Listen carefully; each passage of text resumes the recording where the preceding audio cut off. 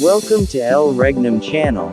If you are new to this channel, please do not hesitate to click subscribe and hit the notification bell for you to be more updated of the coming videos.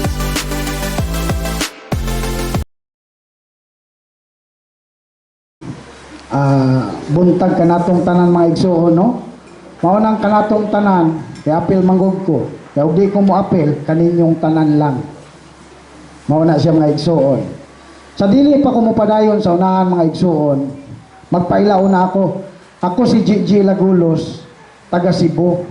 Pero ang akong kagikan, taga Gata, Jimenez, Misamis, Occidental. Mauna nga ako na-assign karon sa Region 3, to ako nagpuyo karon sa Limay Bataan, sa Region 3, mga igsuon. Mauna nga kami karon, magpasalamat ako kay mahal na hari, nga mao'y among magtutudlo karon, nga bisan karon nga naa ako sa inyong atubangan, dili ingon nga hinambo, ako grade 3 lang mga igsuon, pero gihatagan ko niya gamay lang nakaalam. Nga makapadayag ko ni ining gobyerno sa Dios karon. Gamay lang. Mao nga ako mapadayag kaninyo karon. Nining gamay na kong kaalam. Nga gikan kini kaniya. Kay kun wala siya magahatag kanamo, kaming dusi karon. Nga gigunitan bawat region, wala kami karon. Mao nga nadawat namo kini nga walay bayad. Amo kining ihatag kaninyo nga walay bayad. Pero daghan kami og mga istorya ni ini mga igsuon. Among i-prove kaninyo nga kinahanglan. Mupuyo kita sa kalibutan, nga doon na tay kalibutan. Dili ta magpuyo-puyo sa kalibutan nga wa gyud tay kalibutan. Mao na nga ang ako mga igsuon nagpahayag gayud mga igsuon nga nasud gayud sa Pilipinas. Nasud ang giprove namo karon nga Pilipinas. Nabanggit sa akong igsoon, bisan gani si Dr. Jose Rizal, ni-prove man siya. Matudpod sa iyahang moto, naaman siya moto nga gamay, gingon niya, to foretell the destiny of a nation, it is necessary to read the book that tells the past. Para mahibaluan nato, ang padulngan sa usa ka nasod, kinahanglan atong basahon ang miagi na. Mao na nga kinahanglan. Kitang tanan karon mga igsuon, kung mubasa kita sa balaang kasulatan, kinahanglan, ato ka ng huna-hunaon. Ngano man, dili ta mubasa nga, sige lang tagbasa o niya, dili po nato, dayon ipahaom sa lihok sa kalibutan. Matod sa akong igsuon, murang tagabasa og comics. Kaya ang Biblia mga igsuon, naglamkob ka na siya sa 4 factors. History, prophecy, mathematics ug science. What is science, mga igsoon? What is science? Science is a systematic arrangement of knowledge based on fact through experiment and observation. What is history? History is a written records of the past event. What is prophecy? Prophecy is a written accounts that tell the future. What is mathematics? Mathematics is a subject that involves number and computation in solving the problems. Kinahanglan makamao kita, mupuyo kita sa kalibutan. Kay gani ba yung kalibutan, algebra ba yan eh? Kay dunay negative o positive.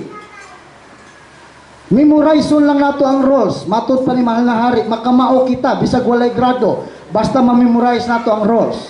Upat lang, una ni ana, to add two numbers having like sign, find their sum and prefix their common sign. Ikaduha ni ana, to add two numbers having unlike sign, find their difference and prefix the sign of the greater number. Ang rule number 3, to subtract number, mentally change the sign of the subtrahin and proceed to the algebraic addition. Kaya ng ikaupat ni ana, multiply both terms by the least common denominator. Mao na makasulti ako kaninyo karon, kaya ako nag-eskwela ko karon sa espiritual mga igsuon.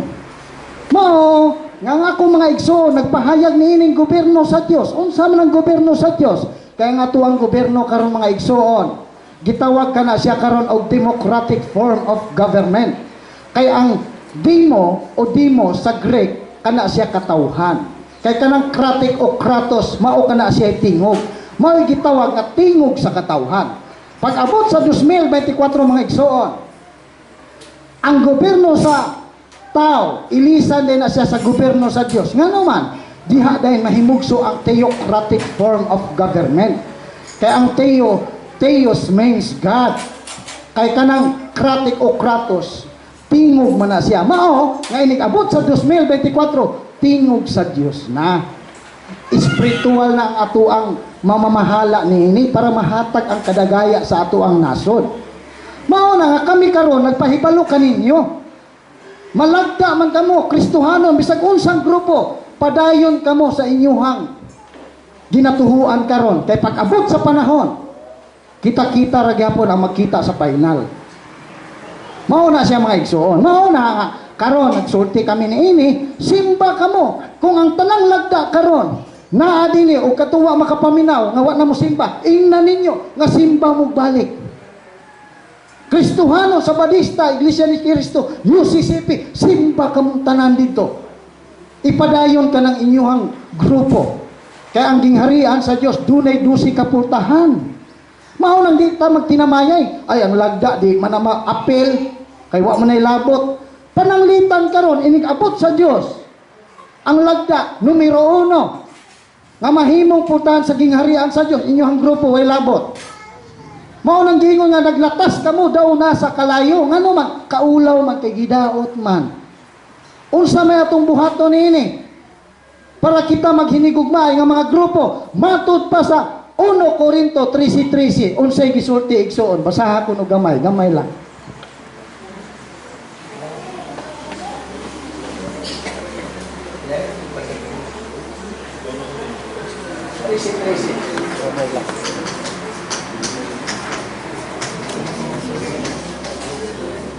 Mao kina kasulat sa 1 Corinto 13:13.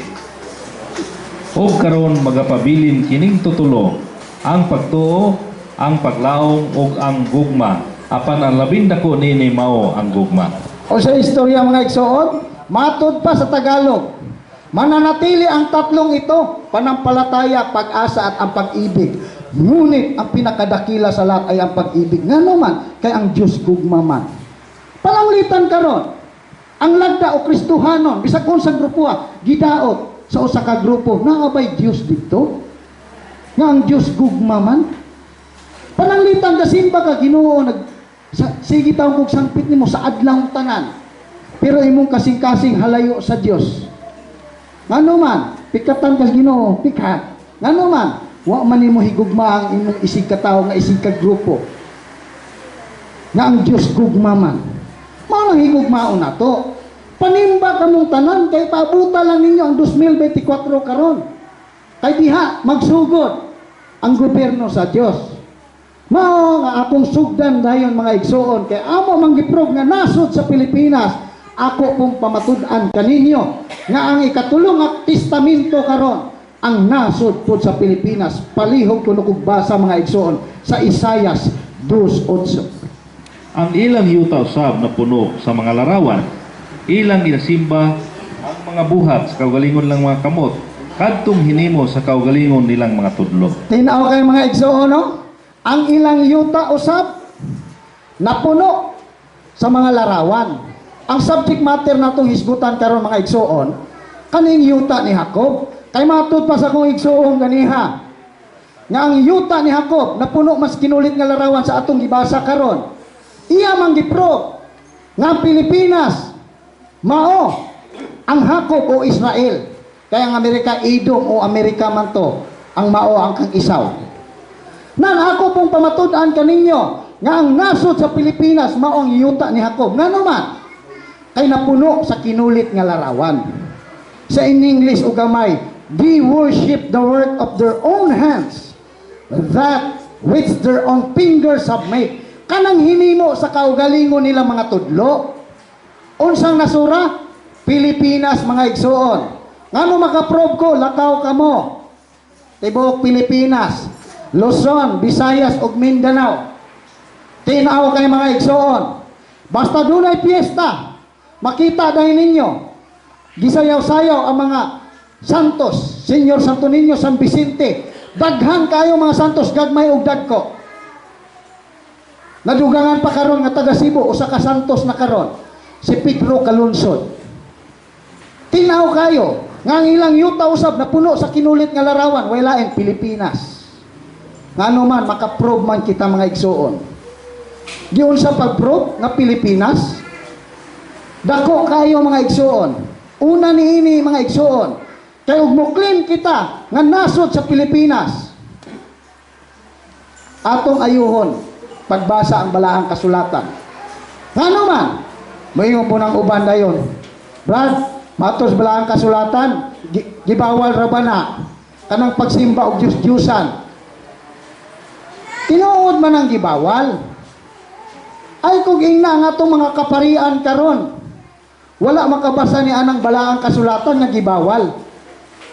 Nganong ilamang gibuhat? Kay gitagaan sila sa Dios sa utok. Ngano man, pananglitan karon, kanang puthaw atong tunaon, kanang kahoy atong sunugon, o kanang bato atong pulpugon.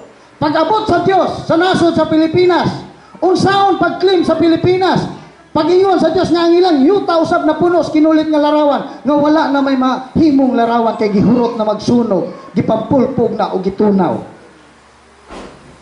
Mao nga dili na to mabasol ang atong mga kaparian pod nga ilagay yun ng tumanon. Kay mao kanay representative nga mupaila nga nasod sa Pilipinas.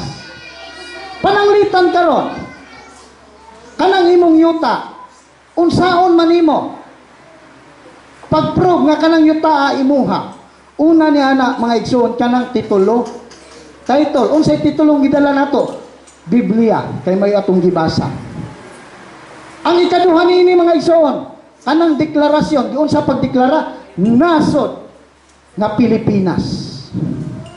Ang ikatulo niini mga igsoon, unsa man? Sa atong yuta, duna kanay nakasulat diya nga mga bato.